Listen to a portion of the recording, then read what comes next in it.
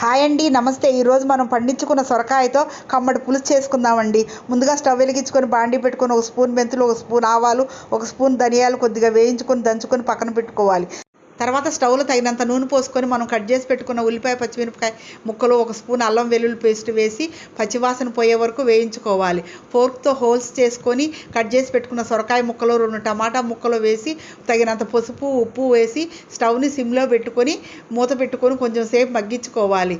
మనం ఆర్గానిక్గా పండించుకుంది కదండి, ఊరనే మగ్గిపోయినాయి ముక్కలు. తర్వాత కారం వేసుకొని మనం ముందుగా నానబెట్టుకొని తీసి ఉంచుకున్న చింతపండు పులుసు పోసి, తర్వాత మనం వేయించుకొని దంచుకొని పెట్టుకున్న ఆవాలు, ధనియాలు, మెంతులు పౌడరు 2 స్పూన్లు వేసుకొని చక్కగా కలిపేసుకొని స్టవ్ను మీడియంలో పెట్టుకొని పులుసును బాగా మరిగించుకోవాలి.